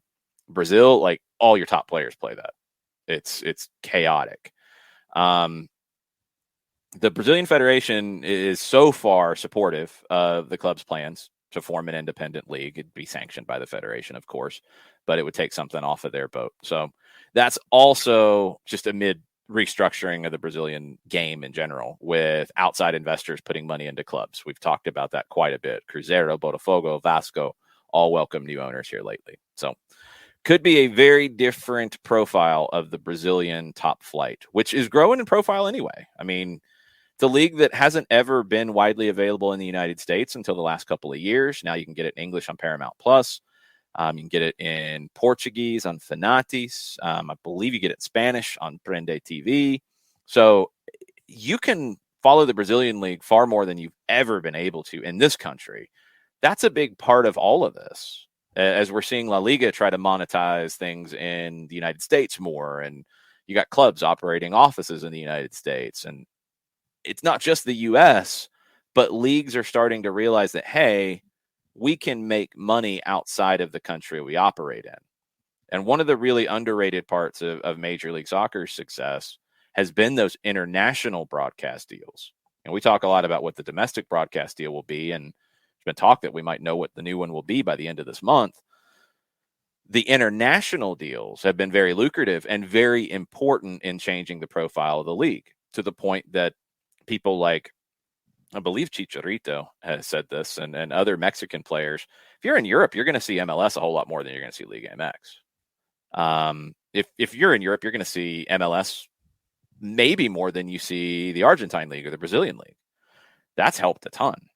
So these other leagues are like, hey, we need to figure out how we can operate like this. And you're starting to see more. This is a very interesting one, creating some form of a relationship between La Liga and Brazil. And I would think that you would see even more Brazilian players migrate from the top flight in Brazil to the top flight in Spain because of this. A couple of other pieces of news before we get into questions, and then we have some questions on the twos. And I have a question at the end of it all. That's dangerous. Cesar Luis Merlo, and thanks to Alex and Ricky who gave us the heads up on these. Cesar Luis Merlo reporting Orlando City has improved the offer for Ignacio Galvan, a 19-year-old left back who's played only 7 matches in the first division. But Racing has to respond to the proposal, which continues to be a loan with a purchase option, now with better amounts. And Tommy Scoops. Tom Bogert reporting Minnesota United finalizing the acquisition of Kamar Lawrence from Toronto FC in a trade. Lawrence, 2 supporter shields with Red Bulls finalist defender of the year in 2018, moved to Anderlecht in 2020. So that's your Kamar Lawrence update from Tommy Scoops. He has not been that player in a while. We'll see if Minnesota can get more out of him. But finally, Toronto gets something done. We'll see what they get out of that kind of a deal. One more piece of news internationally before we head in. Yep. You know how we've been talking about Kamil Jozwiak heading to Charlotte? Yep. Matt Slater at The Athletic says Derby County still owe Lech Poznan about £2.5 million for Jozwiak, despite selling him to Charlotte FC last week. There's nothing to raise your voice on. That's typical. You pay out transfer fees over a longer period of time, and if you sell the player before you pay out, you still have to pay out. That's normal. There's nothing weird about that. And so the championship side bought Józsefik for a fee of €4 million in September, had only paid 25% of the amount when they went into administration last September. Yeah. Derby's administrators contacted Lech Poznan in January to ask them if they would agree to defer the next installment of the fee. Lech Poznan rejected the request, but received no further communication from Derby or their administrators. And so Lech Poznan's raising a bit of a stink. Yeah, you can't raise a stink about them not. But you can raise a stink about them not paying the terms that were agreed to. You can't raise a stink about them selling the player that they bought from you before they finished paying you, because that's just the nature of the deals that you do. They should, now depending on how Charlotte paid out, because look, some clubs will probably pay out up front. Some clubs won't. When you don't pay it out up front, you're probably paying a little bit more in interest over the life of it. If you can pay it up front, you probably do that. Some clubs don't trust the other side of it and they want their money up front. There's all kinds of different ways this go, but many, many times worldwide, transfer fees are not paid up front. That has to be front and center in this conversation. So we can't come into this and say like, oh, they haven't paid them. That's crazy. No, they had an agreement. I mean, they had an agreement about installments. It's there, correct? Yeah, it is. They had an agreement. Yeah, Lech Poznan president Peter Rutkowski told Slater they've sold a player, but they haven't paid for him. That's not what I'm talking about. Right. They had an agreement when they paid for the player, when they did the transfer, to pay over a certain number of installments, because they then went, after they went into administration, and said, hey, we can't make the next installment payment. Then they sold the player. So, I mean, Lech Poznan should be saying, well, if you sold the player and you have money coming in, you should be able to pay us back on the current plan or pay us out. And it depends on how Charlotte is paying for the player. Are they paying up front or are they paying in installments? If you agree to take installments, you're getting installments. If you can't make the installments, then you got a problem.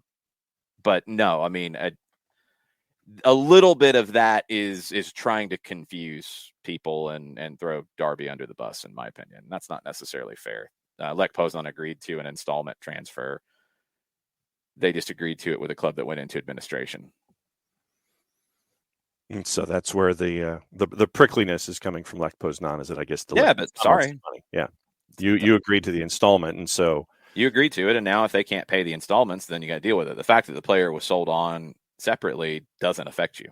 You weren't involved in that deal. So that's the news out of Matt Slater this morning. So when I saw Kamil Józsefik, I'm like, oh, okay. So I went and followed that story this morning. Yeah, but we gotta. Where you get into trouble is when you don't make your payments. And Estudiantes, no, not Estudiantes. I don't think they've been in this. Independiente in Argentina has been in this. Some clubs in Brazil have been in this, where you get deals done and then you don't live up to the deal. And then you get into trouble with FIFA, and then you get banned from doing future deals. There is some grace periods and penalty payments and stuff like that usually baked into these, but I don't know what it is here, and I don't know where the fact that Derby's in administration goes into it either. So that will factor into it to some degree. But yeah, if they bought something that they couldn't keep and they sell it, that should make it easier for them to pay their obligations on it. But that has to get done because this deal just got done with Charlotte. So who knows? We'll see. A lot of questions on the twos in the time we'll get heading into tonight. Byrne wants to know, first and foremost, will Caleb Wiley start? I don't know. He didn't play on the weekend, so it wouldn't shock me. We haven't seen anything with lineups or game day rosters or any of that just yet. Since he didn't play on the weekend, it would not shock me if he started. Curious to see if he would start at left back or left wing, just because of what might be needed for the first team. So, yeah, I would. I'm not going to put odds on him starting, but I think we'll see him on tonight on USL Championship action, just since he didn't get into the game on Sunday. I think we'll see him. Follow up. How do you see the pecking order between Reyes and Garces at keeper? I don't know how it'll go. It's a little hard to. You can't think of it like a normal situation because it is a reserve team. Reyes is younger. Garces is in his first pro year. I think you'll see a lot of rotation. I thought Reyes was good. I thought he was good in game one. I think Reyes's development is the reason why you didn't pay the transfer fee for Rocco Rios Novo, because you had a player that was similar, that was younger, that you have control of coming up to your academy, and now signed to an Atlanta United 2 deal. It didn't make sense to pay for a similar kind of player in a transfer deal. So I think Reyes absolutely could be the future. He could be the future MLS goalkeeper for Atlanta United. Garces could be that too.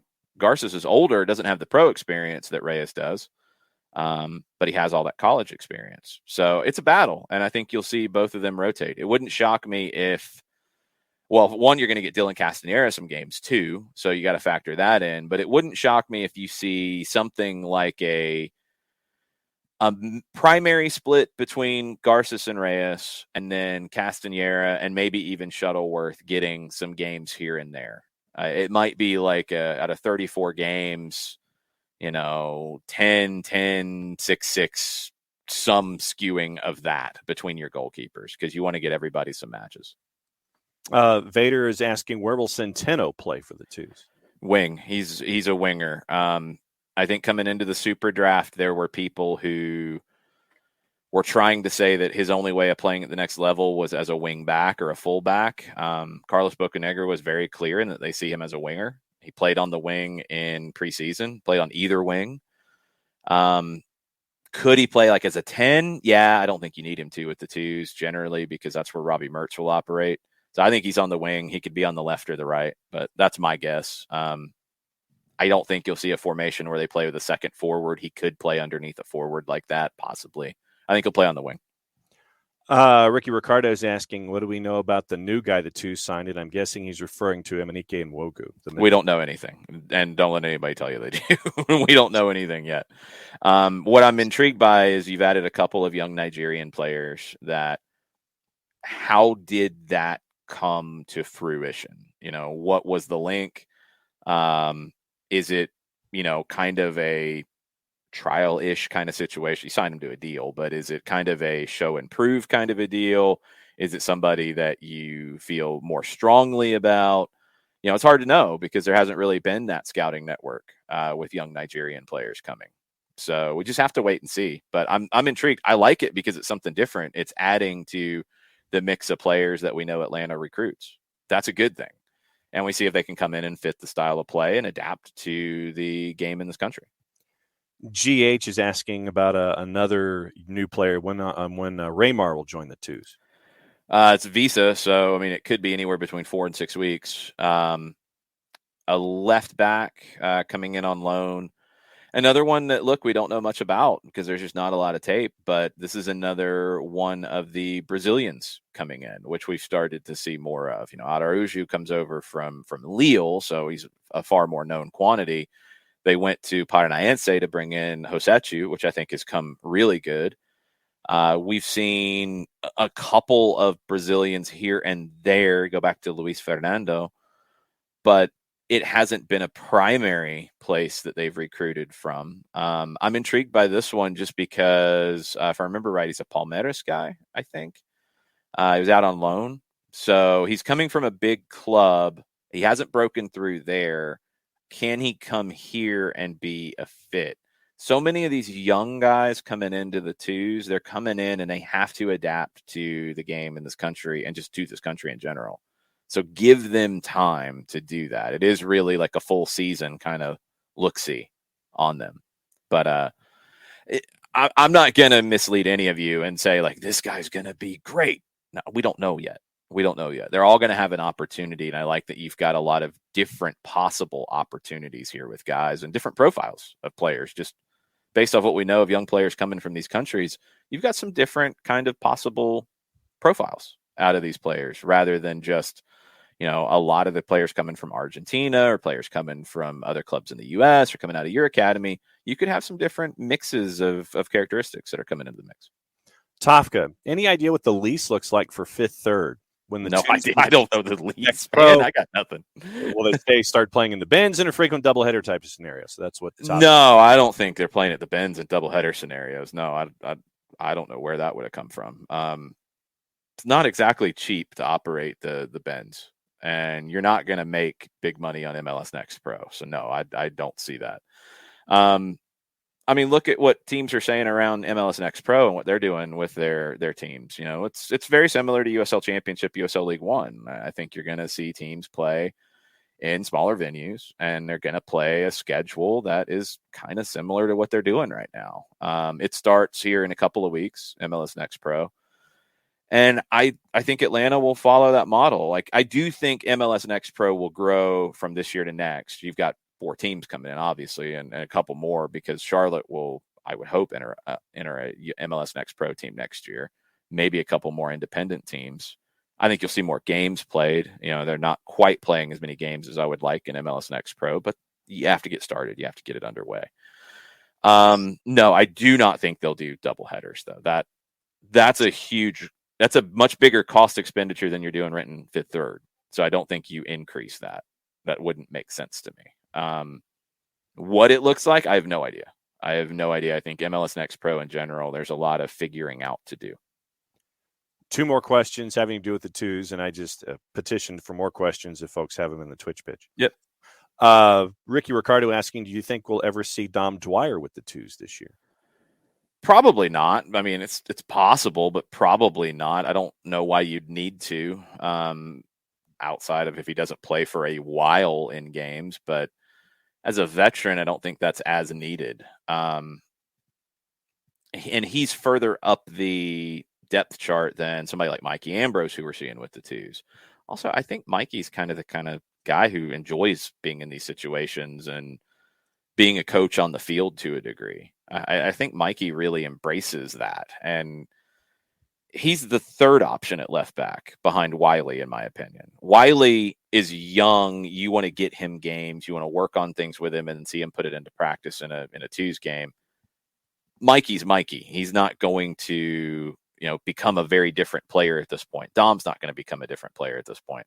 If they play, it's injury recovery, it's maintenance, or they give you something like Mikey gives you, which is leadership and almost like an additional assistant coach. I don't think that's Dom's real role. It could be, could be surprised again if he doesn't get games for a little bit and he comes to the staff and says, "Hey, there's a Wednesday game. I'd like to play for the twos. I want to get some minutes." Then maybe we're having a different conversation. But no, I don't expect it very often. I think Conway will get those minutes because he needs them. And then Byrne was asking about Bryce Washington's availability tonight because he couldn't remember if Bryce was injured or not. I don't know. He didn't factor in on the weekend. My assumption was that he was the emergency break glass defender if somebody got hurt in pregame warmups or whatever because of Miles's red card. Bryce might have been the number 21 guy who didn't make the game day roster, but is there on Sunday for the first team just in case. That's why he didn't make the trip to Louisville. So I don't know of an injury. If my gut feeling is correct, I think we'll see him tonight. Sharif is asking specifically what MLS Next Pro is. Is it the secondary teams for MLS? Yes, it is a third division league. It's sanctioned by U.S. Soccer. So it's the equivalent in terms of sanctioning of USL League One and NISA, a step below USL Championship. But it is going to be, it's everybody but the 4 that are in USL Championship right now. But it will be all of the MLS second teams, reserve teams, whatever we want to call them. Plus, they can have independent teams. They have one right now in Rochester. St. Louis has a team in it, which they don't have a first team at the moment. It's going to be a lot of academy players, but not purely academy players because there are restrictions on how many academy players can participate at a time. It's going to be very similar to what you're seeing with teams in USL Championship over the years and USL League One when MLS had teams there. I hope that it continues to grow. It is going to be something that MLS will have the say over, so they can do some things. They are incorporating temporary concussion substitutes this season. They're trialing that. That's something that we've talked about on the show. They're trialing that in MLS Next Pro. They can trial things there. Now, one thing they're doing that some people like, some people don't, it is a reserve league. They are trying to develop and grow. Draws are not going to be purely draws. They will have a shootout at the end of it. It'll be a penalty shootout. for an extra bonus point in the standings, is my understanding, if I have that right. It's an opportunity to have something on the line. It's an opportunity for these young players to get experience in those moments that you normally don't. In a reserve league, you can do that. In a USL Championship league where you have a bunch of independent teams and it's a different kind of competition, you can't do those things. So you're going to see MLS Next Pro be a bit of a laboratory at times. I don't think it won't be like the US ISL back in the mid 90s where you had different groups had larger goals. You had the certain number of fouls triggered a charge of the light brigade where you had a 10-yard head start. Everybody's at midfield. The guy with the ball's at the edge of the center circle and blow the whistle and he takes off and everybody's chasing him. You won't have stuff like that, but it gives you an opportunity to focus on the development and try some things. I like the trial of the temporary concussion substitutes. I don't know if that fixes the problems we're having it, but I like the trial of it. And once I got my head around it, I actually don't hate the idea in the reserve league, again, in the MLS Next Pro, reserve league, second league, whatever we want to call it, of having that post-game shootout. It's starting to happen more at youth levels. It gives players more opportunities to deal with that little extra bit of pressure in a penalty shootout situation that instead of them getting thrown into one in an MLS Cup playoff game, this is an opportunity. When I was in Next Pro, we had this and we got that extra point. It was a big deal and I handled it this way. Cool. I've been there, done that a little sample of it. So yeah, it's a Division III pro league. And what I hope for from it, and we'll get a good sense of it as things get started here in a couple of weeks, but I think we'll get a better sense of it next year, is I hope that all the clubs around take it seriously, because as we've seen here in Atlanta, it can be vital. It can be vital for guys' development who are not getting games with the first team. Miles Robinson in 2018.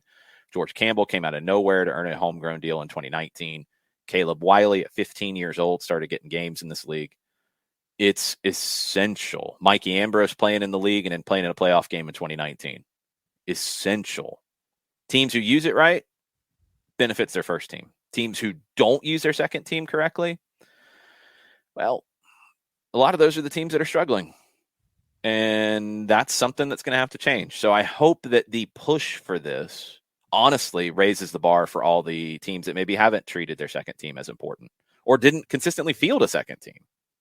Red Bulls, for example, they've changed their approach and something that they've talked about in their messaging. They've done it over these last couple of years. Last year, they had more than double the minutes from current academy players that they had in previous years from their second team. Because in previous years, what they used their second team to do is they would look for the diamond in the rough, like an Aaron Long, who they brought through New York Red Bulls to, and then signed him. And he was in his mid-20s. They bring him through. He fits. They weren't really focusing on the youth side of it because those guys were going through a U19 team and then a U23 team, and that was where they were developing it. When they kind of stopped pushing guys through, like a Tyler Adams who went through the twos team, he was really one of the only academy guys who broke through. As they've changed their focus, they're putting more emphasis on the second team. They dropped their U19 team. Those guys are playing with New York Red Bulls too now, and they're not signing those 25-year-olds that they think might be a diamond in the rough that goes to the first team. They want to develop it from the homegrown side. So everybody's going to find their way, but I hope you see more emphasis on bringing academy kids through, and I hope these other clubs that haven't taken this as seriously do. And I hope that's what the legacy of MLS Next Pro is. All right, so I'll give you my question, and there's another couple of little pieces of news that have come across. Cool. We're talking about Diego Simeone mm-hmm. and his particular style of play. Mm-hmm. When Simeone goes and he leaves Atleti and he's done coaching, period, there's no one that coaches like Simeone that we could sit there and gravitate toward as someone who is like Simeone stylistically, or when Simeone's done, that branch of the tree is gone. I don't think stylistically there's anything there to make a big deal about following. And I'm not saying there's no style, there's no anything, but it's not like following Bielsa or Rangnick or Nagelsmann or Pep or somebody like that, where if you go in an opposite direction, you're screwed. You could open things up if you're Atleti and be a more attack-minded team, because so much of Simeone and what he does is him. There isn't another Diego Simeone. You're not going to find somebody who treats the game the same way and has the same interaction with the players. And I mean, he's unique. He's a personality that is hard to replace. But tactically, no, it's not complex. It's not anything in there that like, oh, you have to get somebody who follows this because they've been trained to do this. No, they've been trained to win. They've been trained to win games, period. It's not as rigid tactically. It's more about the fight and the garra and all of that. So, no, that's easy to follow. It's going to be harder for whoever follows Pep at Manchester City, whoever now follows Xavi at some point at Barcelona, because that is a more rigid style that if you deviate so far from it, you can lose it. At Atleti, no, that's not what he is. It's him. Does that make sense? Yeah, it does. You're staring me down like it didn't. No, I was trying to process my follow-up question. Okay. So when it comes to those who are coaches who are the better Ishhausers out there, who in that I'm not hiring somebody just because no. Ishhauser. That's a curiosity question for me. It's like, since I enjoy the mind games that Simeone plays, who else is one of those coaches out there that's very good at doing that as well? I mean, go to Argentina or Mexico or Uruguay or Colombia or Peru, Chile, Ecuador, pretty much anywhere in Latin America where it's more prevalent. And you'll find half of the league that has guys who have no problem with that. Simeone's not leading the Ishhausing very often. First off, you don't see much of that from him. And it's such a, this is the thing, John. This is why I don't think it really the question doesn't make sense, because the Europeans and Rangnick and a lot of the English are like, oh, how can we do such a thing? I'm clutching my pearls. Ah! This is part of the game in a lot of the world. And I think at times in the English speaking way we talk about this, or in Germany and in not even really Italy to a degree, because there's some crossover there, not in Spain, not in Portugal, but in some parts of Europe and predominantly English speaking parts of the world, because again, that's what I'm hearing the most. There is this massive freak out about anybody who will do these things to try to win a game. Whereas in Spanish speaking part of the world, and many others too, because it happens in Africa, it maybe happens to a lesser extent in Asia. I don't think of it as much with Asian teams, although I did watch a guy from Thailand throw a nice elbow and deck somebody recently. That was good. It's part of the game. So like to say that, who would be the right follow-up because of that, I mean, there's a million different coaches that would be able to handle that situation and do that kind of stuff. It's common because Rangnick was shocked by it. I mean, sorry, dude, like you've coached in Germany primarily in your life and you don't see that as much. Go somewhere else and yeah, it's common. It's completely common. I'd see it with taking and I didn't coach it. It's just part of the soccer culture. But with my Estudiantes team from soccer in the streets, that was almost all Mexican with a couple of Uruguayans in the mix. We'd have a lead in games and they'd stay down and they'd want to get checked out and they'd stand over a free kick. I remember very specifically playing in Cobb County, and it was a free kick against us. And this isn't even an Ishhausing thing. This is just a smart thing to me. It's a free kick for the opposition. And one of my best players jumps in front of the free kick. He stands in front of it so they can't take it quickly. And the coach for the other team says, oh, he doesn't know any better. And first off, I gave a pretty strong look and had a few things to say and was very careful not to drop some colorful language, because that's a very borderline statement that I have an issue with. He absolutely knew better. Absolutely, he did. And in some parts of the world, and yes, the U.S. is part of that. England would be part of that too, because I've heard the same thing about it, when people do it in England. Oh, it's against the code. It's not right. It's not being a sportsman and all this garbage. Like English players don't dive either. It's part of the culture. So, like, to say that, well, who would be the right coach to lead an ish housing team after Simeone? Not that there's the possibilities are endless because it is a very accepted part of the game. Simeone takes it further in terms of tactics on the field, and I don't want to confuse the two. Simeone's tactics are all about winning. That's all he cares about. Doesn't matter. He's not trying to impress you. He's not trying to entertain you. He's not trying to show that he's smarter than you. He's not going to do those things in his press conferences. He doesn't care. Did they win? Cool. Got a trophy? Cool. They don't care how we played. We lost. We got to fix that. Very simple. It's all about the win. Other managers look at it differently. They want to win, but they want to do it in a certain way. It's not that one's right and one's wrong. It's different approaches. But the ish housing element, it's just how the game's played in a lot of parts of the world. And it's not accepted in some parts of the world. And they act like it shouldn't happen, but you're not going to change that culturally. And it has to be understood. You don't want to accept it. That's fine. That's on you. You don't want your players to do that. Okay, whatever. You're going to get caught out sometimes by being naive, but fine. That's your prerogative. But you're going to have to accept that it happens. And when you play certain teams, you're going to have to understand that that's part of the game that you're about to walk into. And for Rangnick to say some of the things he said afterwards, it comes off as a little naive. Mm-hmm. That's the word I was going to use. Yeah. And well, if that's the case, that's the case. So, no, but following Simeone, even tactically, is not that difficult because it's not a rigid tactical system. There's not a lot there from a tactics that you need to change or follow or adapt to or whatever. You could go a lot of different directions there. So Atleti's in good position with that. The ish housing, it just depends on who you hire. Like some managers are going to encourage it a little bit more, but it's more about the players. It's not really coming from the manager too much. I mean, I wouldn't think to tell and I had a team of older teenagers at this point. It wasn't like U12s or U14s where you are talking about some of these moments in games that you have to be smart about. This was an older team that, this is what this guy did because he played in the local adult leagues too at the time. And it's what his dad did. It's what his uncle did. It's what he watched in games. And it's what you do. It's a smart thing to do. You don't let the other team take the free kick quickly. You take a yellow.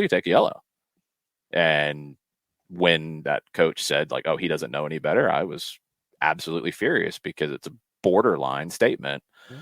And that happens. That still happens. That was 10 plus years ago, but it still happens. And you still get those kinds of comments, and you see those kinds of comments with little flags attached to them in certain parts of the media and certain parts of the world and certain parts of the Bird app. And might want to realize that the game's played differently in some parts of the world. And it's just reality.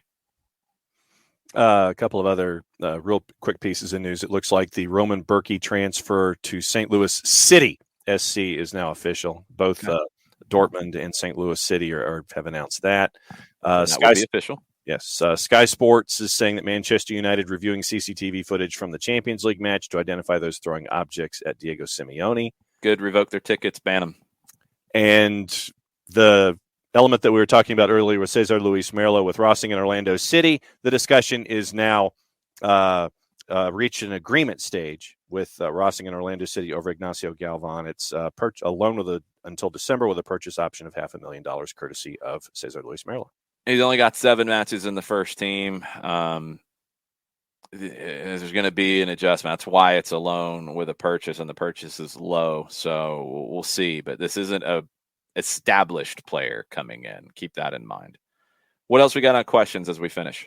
We are caught up on questions, sir. There are no more questions. Nobody else has said anything about any of the things we've said for the last 20 minutes. I mean, it's been conversation back and forth, and Byrne does admit about Berkey that when Berkey starts for MLS Next Pro St. Louis in the fall against some 16-year-old academy kids, that'll be weird.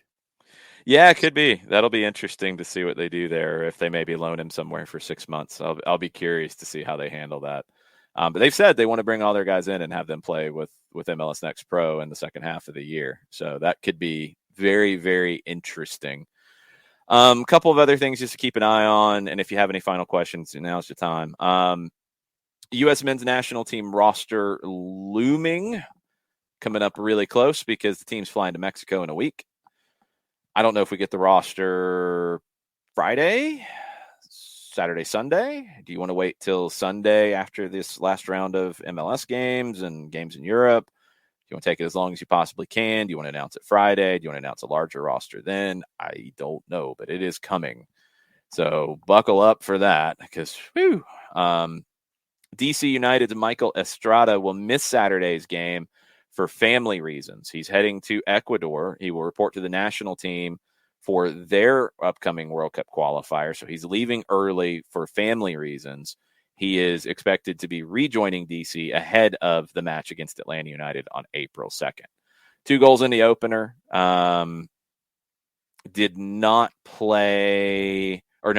finish the second game. So he did not play in game 3, it seems like. I didn't check DC's lineup from that last one. No, he came off. Sorry. The way that Stephen Goff worded the tweet, it was a little confusing. He yielded Saturday to Ola Kamara, who's expected to start. So maybe he didn't start in the last game. Estrada's a player I like a lot, but he is leaving early, won't be there this weekend for DC, and he is expected to be back for the game against Atlanta United. Anything else? Let's see. Sean Vergara is asking Spurs or Manchester United finishing top 4 with a question mark. Neither. Arsenal. Yeah, I think it's going to be Arsenal. Yeah, neither. I don't think Manchester United does. They don't look like a top 4 team. Spurs is inconsistent. I think it's Arsenal. And it looks like CBS Sports has also announced that they're going to be live on site at the Azteca for USA Mexico. They're sending everybody. Nice. Good stuff. It'll be on CBS Sports Network. Clint Dempsey, Charlie Davies, Iguchi Onyewu returning to the Azteca, making a big deal about this. Thursday, March 24th, 8:30 is when the live coverage starts. They have the away games. That's why CBS has this rather than an ESPN or a Fox. I think Fox has the middle game against Panama from Orlando on Sunday, if I'm not mistaken. And then CBS Sports / Paramount Plus has the last day of qualifying where the U.S. is in Costa Rica. And I really hope that game doesn't matter. Really, really, really hope that game doesn't matter. Sean's question, stoppage time at 2 o'clock? Yes, said that earlier. 2 o'clock, twitch.tv/stoppage time 929, facebook.com/929 the game. If you can't watch it live, it will stay on Facebook with video, and hopefully we will have the podcast out as soon as possible. And it has also been announced by the Open Cup folks, first round games for Open Cup broadcast on the Plus and U.S. Soccer YouTube as well. So not all on the Plus. There'll be some on the YouTube. Locally, Georgia Revolution are doing a watch party at Macon Street Tacos in McDonough next Tuesday. Games at 8:30. They're in Hattiesburg, Mississippi to face Southern States FC or SC. And the game, I think, is at 8:30 kick. I think they're starting the event at 8 o'clock at Macon Street Tacos in McDonough. Pretty sure I'm going to be there for that, eating tacos and watching the Georgia Revolution. And the winner of that will go to Birmingham to face Birmingham Legion in round 2. And I would not be surprised if the winner of that plays Atlanta United possibly in round 3. So we shall see. With Charlotte in the mix, maybe they get drawn into the Charleston Battery Bermuda Triangle that Atlanta's been in for so many years in the Open Cup. We'll see. That'll do it for us. Stoppage time at 2. 2's tonight, 7:30. Kickoff about 7:36. You can watch on ESPN Plus with John and I, or you can come out to Fifth Third Bank Stadium, bring a poncho and an umbrella and all that because it's not looking like the weather's going to be pleasant the rest of the day. And we'll be back tomorrow morning to talk about all of it with our good friend Nico Moreno, who will join us at 10:30 from Seattle. Y'all have a good rest of the day. Much plot, y'all. Much plot, y'all.